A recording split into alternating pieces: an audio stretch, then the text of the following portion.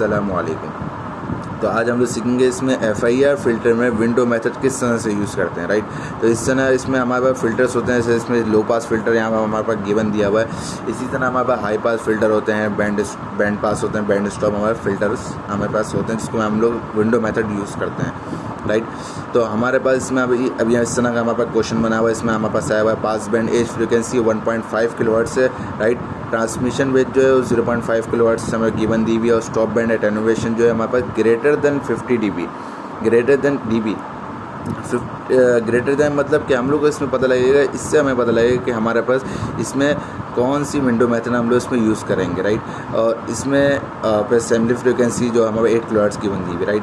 तो लो pass filter का हम ग्राफ बना लेते हैं। ग्राफ में हमारे पास ये पास बैंड की जो फ्रिक्वेंसी जो दी हुई है 1.5 किलोहर्ट्ज़ दी हुई है, तो हमने यहाँ 1.5 किलोहर्ट्ज़ पे हमने मार्क कर लिया इस पर यहाँ पे डॉटेड लाइन से, राइट।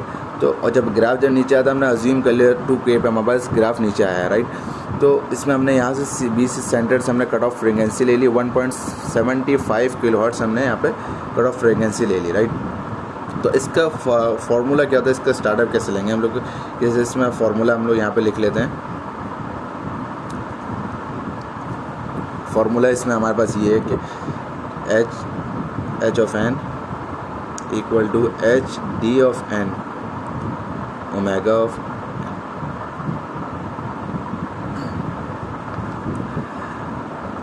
तो इसमें जो ट्रांसमिशन वेट जो दी हुई है हमारे पास यहाँ पे देखें, इसमें ट्रांसमिशन वेट और सैम्पलिंग फ्रीक्वेंसी जो दी हुई है। अब इससे क्या पता लगेगा कि हम लोग बोले थे इसमें स्टॉप बैंड एटेन्यूएशन से हमें किस तरह पता लगेगा कि हमारी कौन सी विंडो मेथड यूज़ करी। तो इसमें देखें इस टाइम में मैंने यहाँ फार्मूलाज लिख के रखे हुए हैं, जैसे इसमें फ़िल्टर टाइप लिखी हुई है, low pass filter, band pass filter, इसमें फार्मूलाज लिखे हैं। बट अभी हमें लो पास फ़िल्टर यूज़ करना है, तो हमने इसको अभी फ़िलहाल इसको देखेंगे। तो ये HD ऑफ n का जो HD ऑफ n अगर n equal to not equal to 0 होगा तो हमारे पास ये फार्मूला लगेगा, राइट। और HD ऑफ n जो इक्वल टू 0 होगा तो हमारे पास ये वाला फार्मूला लगेगा 2FC वाला, राइट। और इसी तरह आप ये देख लें कि जब स्टॉप बैंड एटेन्यूएशन है ये, इसमें हमारे पास जब ग्रेटर देन 50 होगा तो 53 हमने ग्रेटर देन 50 से बड़ा 53 होता है, राइट। और इसमें जैसे इसमें हमने लिखा हुआ है, तो इसका हमारा फार्मूला कौन सा यूज़ होगा, विंडो मेथड कौन सा यूज़ होगा कि हमारा हैमिंग रूल इसमें हैमिंग विंडो मेथड हमारे पास यूज़ होगी इसमें, राइट। तो इसमें हमारे पास ट्रांसमिशन रेट जो दी हुई है वो 3.3/n दी हुई है, राइट। और इसकी जो ओमेगा ऑफ n दिया हुआ है, इसमें हमारे पास 0.54 plus 0.46 cos 2πn/n capital N, right. तो अभी हमारे पास ये वाला यूज़ हो रहा है हैमिंग रूल। तो अब आप चलते हैं हम लोग इसमें ट्रांसमिशन, पहले हम लोग देखते हैं इसमें ट्रांसमिशन वेट। पहले हमारे पास बैंड एज हो गया। अब ट्रांसमिशन वेट में हम लोग क्या करेंगे, इसमें हम लोग ये नॉर्मलाइज फ्रीक्वेंसी कहलाती है, तो हम लोग यहाँ पे लिखेंगे normalise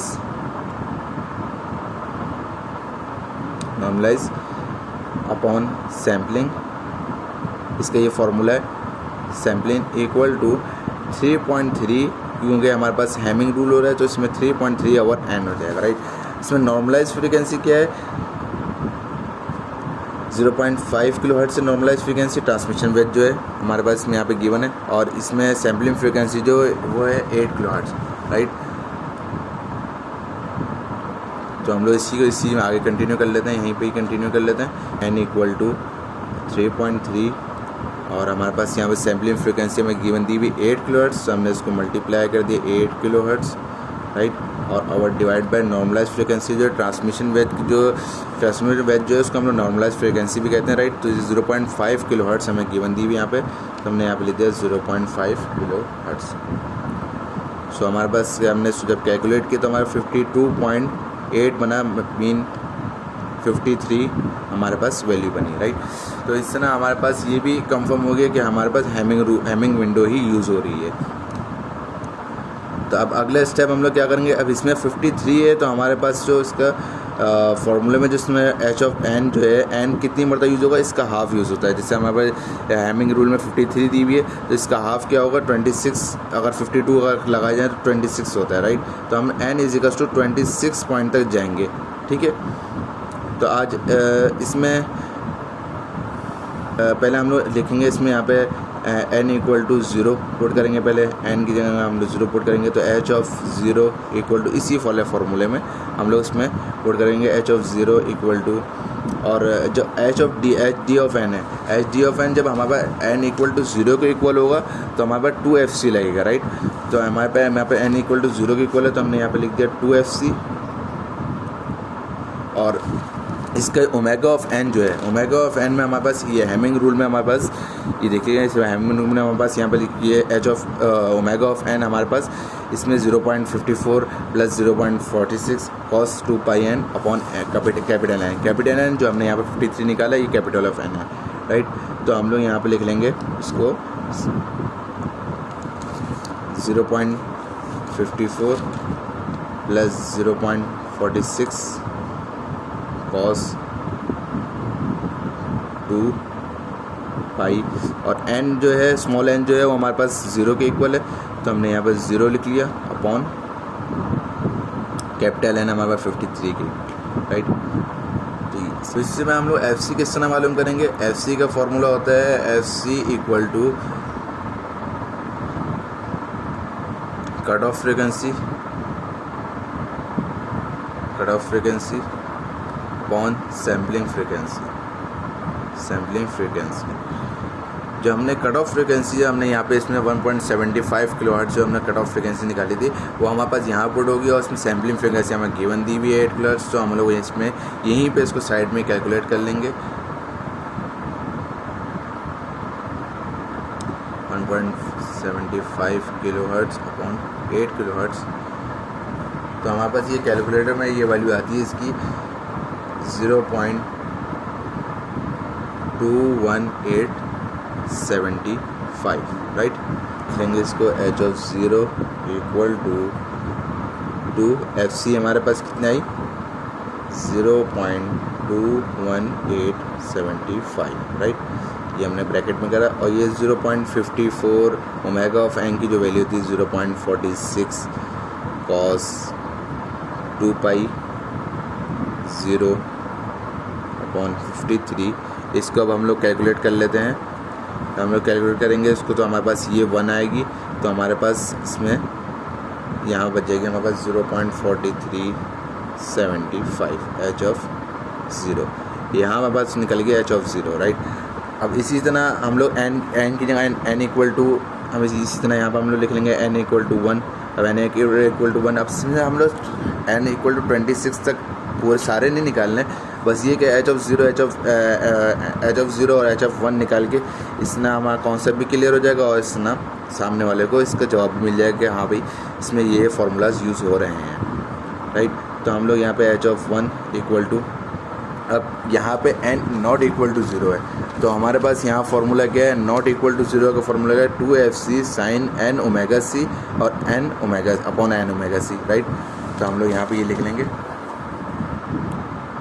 2fc sine n omega c upon n omega c, ये ब्रैकेट में हो गया, और इसमें ये वाला 0.54 प्लस ओमेगा ऑफ n की जो वैल्यू है वो हम लिख लेंगे हैमिंग विंडो की, इसमें cos 2 पाई, इसमें n हमारे पास 1 के इक्वल है तो हमने यहाँ 1 के इक्वल कर लिया, राइट। और अपॉन ये कैपिटल N जो है हमारे पास वो 53 के इक्वल है। सो अब इसमें हमने FC तो निकाला हुआ है, FC हमारे पास क्या निकली थी वैल्यू, FC की हमारी वैल्यू क्या निकली थी इसमें, ये देखें इसमें हम लोग यहाँ पर आते हैं तो FC की हमारे निकली वैल्यू 0.21875, राइट। तो अब इसी में हम लोग यहाँ पे FC की हमारे पास हो गई, राइट। अब हमारे पास रह गया omega of n, omega of C का फॉर्मूला क्या है, omega of C equal to 2 pi FC, ये हमारे पास ओमेगा ऑफ C का फॉर्मूला है, राइट। तो अब हम लोग उसमें जल्दी वैल्यूज पुट कर लेते हैं 0.21875, राइट। उसके बाद यहाँ पर साइन n हमारा 1 के इक्वल है इसमें, ठीक है। तो यहाँ बड़ा ब्रैकेट कर लेते हैं ताकि ये समझ आए, और ओमेगा C जो है हमारे पास 2 पाई एफ सी हमारे पास क्या था 0.21875, राइट। उसके बाद नीचे 1 2 पाई और एफ सी की जगह 0.21875, राइट। और ये वाली वैल्यू हमने यहाँ पे इसको कैलकुलेटर में डालते हैं, इसमें 1 की जब इक्वल लेंगे तो हमारे पास ये वैल्यू आएगी 0.9967, राइट। ये हमारे पास आ गया ओमेगा ऑफ एन की वैल्यू, और ये हमारे पास आ गई एच डी ऑफ एन, सही। तो इसको जब हम लोग सॉल्व करेंगे तो हमारा बन जाएगा 0.3109, ये हमारा आ गया एच ऑफ 1। सो तो हमने इसको यहीं पे स्टॉप कर देना है कि यहाँ पे आप अगर आगे भी सॉल्व करना चाहते हैं तो n = 26 लेके लास्ट वाला लेके सॉल्व करके ये इससे हमारे पास इसका पूरा आंसर हो जाएगा कंप्लीट। तो इसमें हमें तो पता लग गया कि n = जब 0 रखेंगे तो हमारे पास एच डी ऑफ एन में 2fc लिखेंगे, और जब n = 1 नॉट इक्वल टू 0 होगा तो हमारे पास H D of N 2fc sin n omega c upon n omega c, और ओमेगा c का फॉर्मूला 2πfc।